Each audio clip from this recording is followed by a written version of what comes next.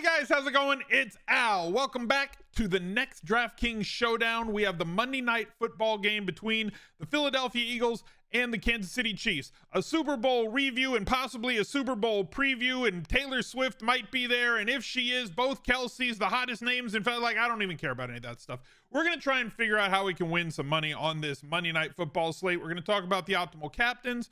We're going to talk about how we're going to utilize them in lineups. We're going to build an underdog pick'em card, and we're going to talk about some of those less played guys near the end of the show, maybe some cheapies that you could fit into your lineup to make everything work, and then head over to Fantasy Labs to take a look at how we're going to build mass multi-entry for this slate. So thank you guys for being here. Drop a like on the video, subscribe to the channel, ring the notifications bell, and let's go.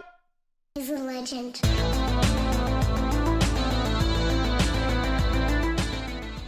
If you haven't done so already, head over to the Al Smizzle Fantasy Football channel. Every single Monday, I come out with a weekly recap video talking about how I did on the main slate from the previous week. We go over the cheat sheet, which is available in our Discord, which you can now subscribe directly in the Discord, smizzle.tv/Discord if you want to go check that out. And like I said, you can subscribe right in the Discord, so you don't have to do all the linking and everything else. You can always become a channel member here on YouTube to get those great emotes and start your sub badge timer there by going to smizzle.tv/join. But look out for the recap video. Comes out around like 11 a.m. Pacific time, 2 p.m. Eastern time on Monday afternoon. Let's take a look at this main slate. Here we go. We got the top two captains are the top two quarterbacks. We rarely see something like this. This is a fantastic game, and I cannot wait for it. Patrick Mahomes, 17 touchdowns, averaging 21.2 points, because typically speaking, they've been ahead in the second half of games, and they have been able to take their foot off the pedal late in games. That's just been the way that it's gone, right? Like, they get leads and they just start playing slow and running the football and very non-Chiefian. Like, that's not the way that we're used to Patrick Mahomes' offense is running. And yes, he spreads the ball around to like a plethora of many different wide receivers. Would you say he has a plethora of receivers? Yes, El Guapo. I would say he has a plethora of receivers for him to throw the ball to. The most targets go to one Travis Kelce, but that's basically been the way that it's been ever since Tyreek Hill left. Even when Tyreek Hill was there, he was the, him and Travis were the two main guys that we targeted. If we're going to play Patrick Mahomes and captain, typically speaking, I limit my captains about captain quarterbacks to like 5% max. When you got unicorn guys like Mahomes and Hurts, I'm probably going to expand that as they do have a more of a chance. One, Hurts because of his rushing ability, and Mahomes because of the fact that he's going to spread it around to so many different guys that it takes away possible receivers from being the optimal captain from him. So on his side, we will make sure that we pair him with at least two of his pass catchers. Not going to include Pacheco with him, does not get enough targets. McKinnon playing way less snaps than he used to. Yes, we'll include Tony and Moore and MVS, the king of cardio. We'll include Harrison Butker because the kicker does correlate better with the quarterback than people are willing to admit, and Hardman Jr. and Watson and Noah Gray. And like there's like 9 guys are going to catch passes. I'm already tilted. Okay, already tilted. On the other side, talked about Jalen Hurts.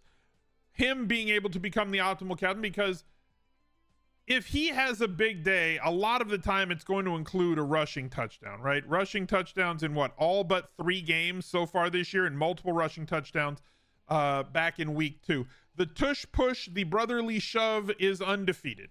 It's not undefeated. It's lost once. So it's like 997-1. Washington stopped it a few weeks ago on like a short yardage situation. But plenty of rushing yards. Although he doesn't have to run as wild as he used to run before. Not like Lamar Jackson prime, not like Anthony Richardson, not like Justin Fields where he's running for 100 yards a game, typically in this 30 to 40 yard range this year, but still running it 8, 9, 10 times a game. Some of those taking place with the brotherly shove. So those are very low yards per gain. Like typically he's been like a 5, 6, 7 yard per attempt guy. This year, because of how much they're tush pushing him, he's not getting there, but he doesn't really have to take off and run, which is better for his health. And with as many great pass catchers as he has at his disposal, that gets consolidated a little bit this week because of Dallas Goedert and his injury. So when we're playing him at captain, we're going to do the same thing. We're going to build that group with Brown and Smith. We're going to start there. Not going to include DeAndre Swift into that group. We will include Jake Elliott because kicker, as I said, correlates better. Goddard is out. Okay, he is not going to play in this game, which now we have Jack Stoll with his fantastic mullet. He's only 3,200, and we'll include him in that group. We're going to include Julio Jones. He may get a little bit more run. We've seen teams like the Buffalo Bills, when they lose their tight end like Dawson Knox, they run a lot more 3 wide receiver. We'll see if they run that out there, if they just go next man up and put Stoll in his spot. He's not as talented a receiver as Goddard. Albert Akowebunem as 400. He'd be in that group as well. I don't know if either one out snaps the other. I don't really have an accurate what I believe snap count's going to be between these two. I don't think either are going to get massive amounts of target market share, but at Showdown you don't really need them. But as we said, this is a Hurts captain group. We're hoping that he spreads it around to all these guys and doesn't consolidate with like 10 catches for 120 to one guy. If it's going to happen, it's most likely to happen around AJ Brown. He's been absolutely on fire this year. Ever since complaining after that Minnesota game, he got the squeakiest wheel treatment that lasted for 6 straight weeks with over 125 yards receiving, no less than 6 catches and 5 touchdown receptions over that time. Last time he played against Dallas before their bye week, 7 catches, 9 targets, 66 yards, and a touchdown, 19 fantasy points. He is the best bet to unseat Hurts. If Hurts has a big day, and a lot of it goes through AJ Brown, that's the guy that could unseat Hurts as the optimal captain. If Brown is going to be there, then if he's going to be the optimal captain at the end of the night, the highest scoring player on the slate, then Hurts is definitely going to have had a very good night as well, and is going to be carried along with that lineup. The last pass catcher that I like on the Eagles for captain is kind of a cliff diver this year for us. He was way more steady last year when they were evened out. This run that AJ Brown has had through these weeks led to a lot of lean weeks in terms of targets, in terms of yards. He was basically turned into just a deep downfield threat, was Devontae Smith. But the boom weeks that we get from him, like this one against Washington, 99 yards and a touchdown, missed the 100-yard bonus at 3 points by 1. The last time that he played against Minnesota, 63-yard catch in that one, caught 4 balls for 131, and that deep touchdown, 26 points for him there. Less likely for him to be captain optimally over AJ Brown, but it doesn't mean it can't happen. KC has been very tough defensively this year. Going to include Hurts with him. On Kansas City, I've got 2 other captains for you. One is the obvious one, and it's Travis Kelce. He's been in a Father Time is undefeated, but like he's taking his time here. He's like, what do we say to Father Time, Travis Kelce? Not today, basically. He's just not allowing Father Time to unseat him from everything that he's been able to do. He is extremely spry. He may not be the downfield threat that he was 4, 5, 6 years ago, but the sheer mountain of volume that he's able to command, and targets are earned, not given. And you have all these other kind of guys on Kansas City. None of them are big time separators. We do want to attack Philadelphia between the hashes. Historically, this year they are vulnerable on deep balls. So you could get lucky with a Christian Watson. You could get lucky with an MVS. You could get lucky with a Mecole Hardman if they get behind the defense and Patrick finds them. But Travis is going to be the single most targeted player on this team. And then the dark horse captain for me on Kansas City is going to be Rashee Rice.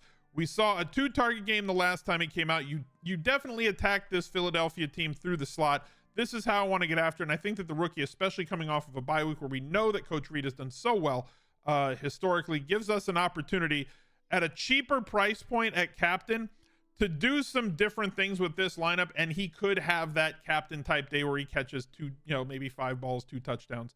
All of that's in play anytime that you have Patrick Mahomes as your quarterback. It would take some doing. Obviously, this gives you a different build, and he is the dark horse guy. The only other captain that I think is viable on the slate is DeAndre Swift. It would require him not to get vultured around the goal line. He has 4 touchdowns so far this year. They're somewhat spread out. One of them came through the air. Tons of volume. 20 opportunities this game, 19 here, 18 in this game.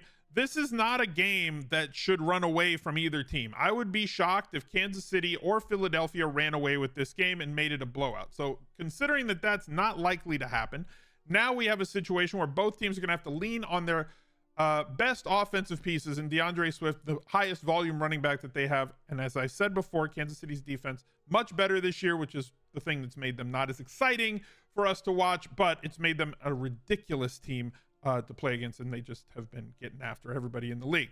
Let's head over to Underdog Fantasy. If you do not already have an account over at Underdog Fantasy, you can get up to a $500 deposit bonus on your first deposit to the site when you use code ALSMIZZLE. That's my name, ALSMIZZLE. It's all one word. Squish it right together.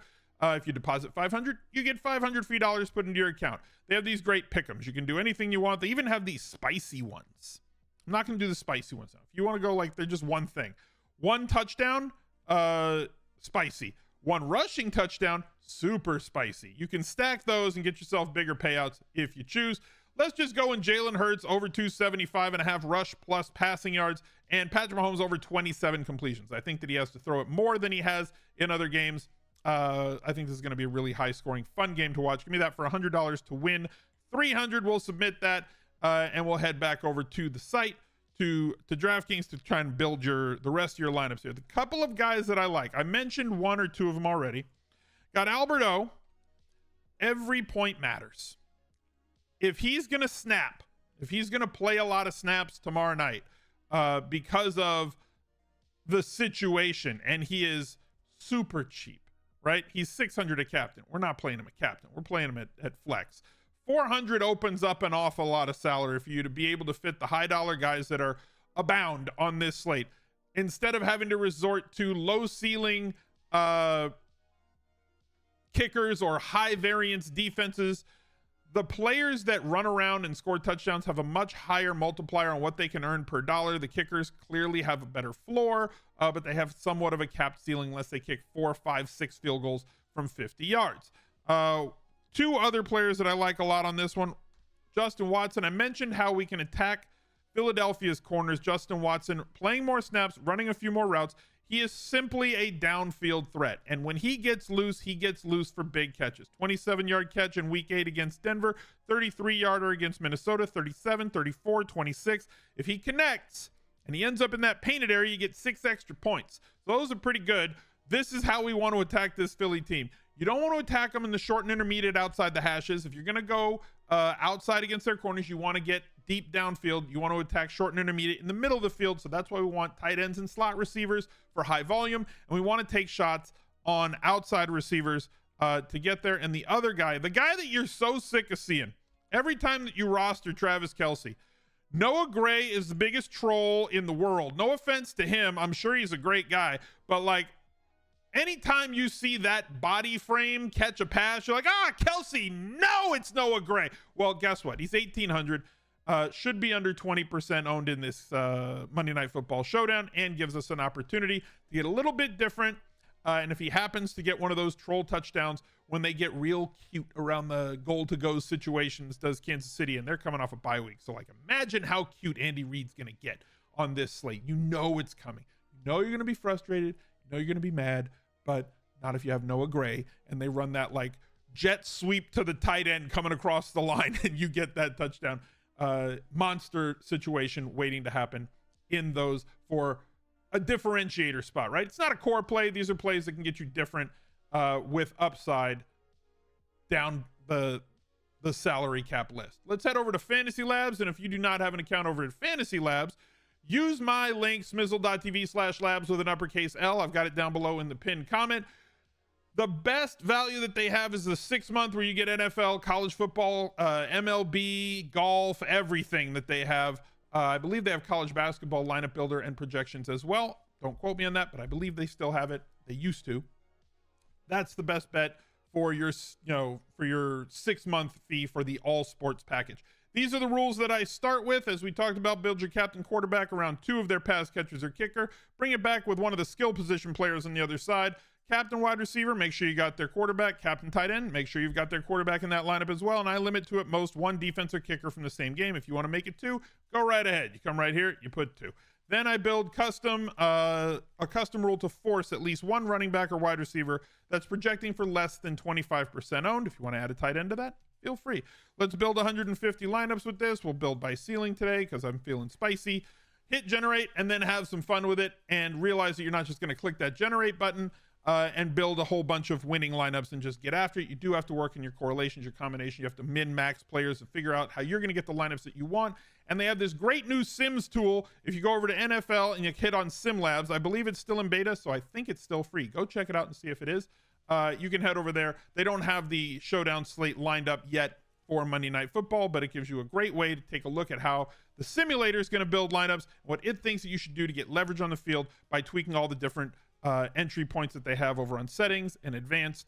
And you can even, if you're a Fantasy Labs member, you can take those saved lineups, put them in the lineup builder, and tweak them that way and see what it built for you with the allocations that it has. Thank you guys for watching. I wish you the best of luck. Look out for another video right there. He's a legend.